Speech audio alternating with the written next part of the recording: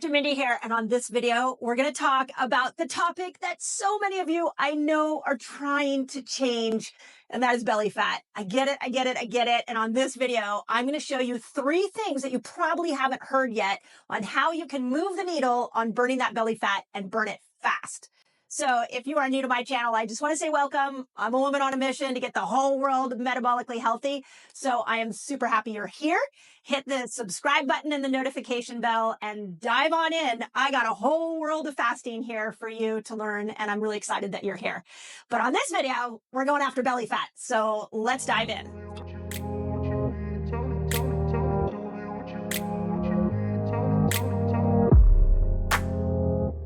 Okay, the first thing, and I'm going to teach this to you like I teach my academy members when I'm walking through a principle, is I want you to understand what belly fat is. Because it's really interesting. We could look at ourselves in the mirror and we could say, okay, well, I don't like my arm fat. I don't like my face fat, like certain parts of our body we don't like. But what we don't realize is that all fat is not the same. So in different parts of the body, the depositing of fat on different parts of the body gives you an indication as to what is going on hormonally within your system. So with the belly fat, which is such a common thing for so many of us to want to get rid of, there is really one hormone that we want to address, and that is cortisol. We've talked a lot about in fasting, about insulin. Definitely that is a big hormone that a lot of us are trying to change. Leptin, that is your fat burning hormone. A lot of you have asked me questions about that. But before I go into these 3 things, I really want you to remember that cortisol and belly fat, those go hand in hand. So as your belly is growing, it's not always diet related. It can also be stress related. So let me give you 3 tips you can do. Tip number 1 is that we have to use cortisol. Otherwise, we will store cortisol. So cortisol, the hormone cortisol, naturally gets produced in our body, and it peaks about 2 hours after we wake up. And when cortisol peaks, what your body wants you to do to be able to use cortisol is move. So when we know that the height of cortisol should be 2 hours after we get up, then we should be moving 2 hours after we get up. And if you're not moving 2 hours after you get up, then what's happening is that is going to get stored in your belly. So I know we all have different schedules and it's not always possible for you to work out 2 hours after you get up. But if there was one time I would recommend that you work out, especially if you're going after that belly fat, it's going to be early in the morning, a couple hours after you get up. The second time that you're going to want to look at using cortisol, not storing cortisol, is after a stressful event. So outside of the natural cortisol production, like the morning, when cortisol comes on the scene, let's say in the afternoon, when you've had a really stressful event, what cortisol wants you to do is move. It wants you to use that. Think of it like an energizing hormone that comes in and it's like, the tiger is coming after you, go. And it wants you to use it and move with it. So if I'm sitting at my desk at 3 o'clock in the afternoon and I just had a stressful meeting at work, and then I continue to sit another 4 to 5 hours after that, that cortisol that came in during that stress is going to go right to my belly. So one way that we can go after belly fat and one way we can prevent belly fat from getting worse is by every time there is something majorly stressful for you, that you get up and you walk. It might even be you get up and walk to the bathroom. It doesn't have to be a long walk, but you want to get moving so that cortisol doesn't get stored. I've shared this story a lot that during the pandemic, I was like walking my neighborhood 3, 4, 5 times a day. Every time I had an overwhelming, stressful thought, I would just get out and walk out in my neighborhood so that I could use that cortisol, not store it. So remember, cortisol wants you to move. When cortisol comes on the scene, we got to move, or it's going to be stored in your belly fat. On the other flip side of that, for those of you that are trying to set up a better lifestyle for yourself, I want to encourage you to front load your day. This is a concept that I just added to a new chapter that's going to in the menopause reset. It'll come out in June. It's going to be relaunched in June with a whole new chapter on sleep. And I talked about front loading your day. And this is the way I like to make front load my day.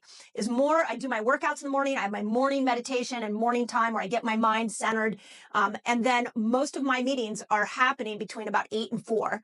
And then I like to be done at 4 so that I can start to wind down in the back half of the day. This is primarily how we were designed. And I get that we all don't have lifestyles that we can do that with, but even if you can be conscious of that, your cortisol wants you to front load your day so you can move with it.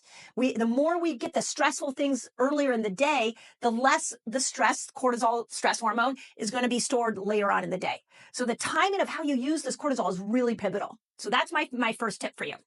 Okay, second tip. And I think you all know I love this one. I've done a couple of videos on it. I wrote about it in Fast Like a Girl, and it is the power of the 36-hour fast. This is specifically belly fat. So I quoted a research study in Fast Like a Girl, and it was a 30-day study where they looked at people fasting 36 hours on and 12 hours off. And they repeated that for 30 days, 36 hours on, 12 hours off. And what they found at the end of that day or at the end of that month was that the prime location that the people in that study lost weight was the belly. So we've got to sometimes lean into the longer fasts. As much as I know that I like the shorter fast, as much as I want to give you all variation that you can step into and decide what fits for you. If you're specifically going after belly fat, I highly, highly, highly recommend you throw some 36-hour fasts into your fasting lifestyle. And it's really up to you how often you do it. I've seen people in our academy do it once a week and really change the circumference of their waist. I have other people that I've worked with that do it once a month just to make sure that the belly fat doesn't accumulate on their waist. And then I have other people that do it once a year. So it's how aggressive do you want to be? Now, always, I hope you all know that I'm always a fan of you being sensible about this. So I know we have some overachievers out there and you're going to want to fast 36 hours all the time. And I want to encourage you that once a week is probably good, even though the study was 36 hours, 12 hours of eating. You could try to reproduce that, but I want to set you up for long-term success. One of my favorite quotes that I heard recently is that the best diet for you is the one you could stick with long-term. So I'm going to say the same thing with your fasting lifestyle. The best fasting lengths for you are ones that you can do long term. And 36 hours done for a month, followed by 12 hours of eating that was great for the study, but I know that's not sustainable long term. So once a week, once a month, depends on how aggressive you want to be, but always be safe. Please always be safe. And then the third one, and this is really interesting because I haven't really talked about this a lot on this channel, and you're going to hear me talk more and more about it. But what we have to know when it comes to burning fat is that there are two different types of fat. So think about that for a moment. This is very much like metabolic switching. We have two different energy systems. So the two types of fat are white fat and brown fat. White fat tends to be that stubborn fat that is very hard to burn. It's also the fat that's going to kill you. So it's the visceral fat. It's the fat around the organs. It's the fat around the belly. That is white fat. And the more we try to diet and go after the white fat, the more it's like banging your head against a wall. It gets really frustrating. So what we know from science, thank you science, that we know that fasting turns white fat into brown fat. Now, brown fat is much easier to burn. So we want to mobilize that fat. We want to get it so that you have more brown fat. So all the different fasting lengths will be more accessible for burning and turning into ketones. White fat doesn't turn into ketones as easily. Brown fat does. So when I dove into the research on this topic, what I found was that there wasn't any magic length to turn white fat into brown fat, but just the continual behavior of fasting, of intermittent fasting, of all the different 6 lengths of fast that I talk about in Fast Like a Girl, just the habit of building a fasting lifestyle where you are fasting most days, you're not fasting some days, you're experimenting with the longer fast. This is what our primal ancestors did, and this is what we're genetically made to do. So, and in the action of your fasting lifestyle and varying your fasts, you're going to turn white fat into brown fat. And now your workouts are going to burn that fat easier. The next longer fast you go on is going to burn that fat easier. So it's like you're taking the storage of fat and you're making it more accessible. So keep building yourself a fasting lifestyle. If you're new to my channel, I have a whole bunch of videos on that. Women, I gave you a whole book on this. Fast Like a Girl has a whole book that you can learn how to build a fasting lifestyle around your hormones. The other thing, and I'm going to give this as a bonus, I'm going to tell you it's not my favorite activity, but a lot of you are doing it, and I want to explain why it's so good for belly fat. And that is doing cold plunges. So cold plunges, the science is there that cold plunges turn white fat to brown fat. So if you really wanted to put all these concepts together that I just spoke of, you would work out 2 hours after you get up in the morning. You would move, you get up and walk around after stressful events. You would front load your day. You would periodically do a 36-hour fast, and then you just keep building yourself a fasting lifestyle and then throw a few cold plunges in there every once in a while. that's going to get a belly fat. I promise you. So I hope that helps. Please put in the comments if you've done any of that, so that I love reading your comments and what has worked for you. I love seeing your weight loss results. So please put in the comments how much weight you've lost fasting. It's so freaking fun for me to see how much weight you all have lost.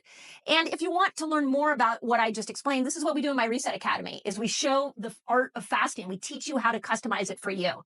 So I hope this video opens your mind to belly fat. And I hope when you look in the mirror, you don't just keep villainizing it and telling yourself horrible things. Please don't tell yourself horrible things.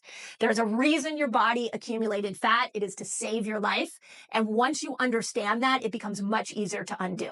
So let me know if that helps. And as always, from the bottom of my heart, keep fasting. And I hope that really changes your life. Appreciate you.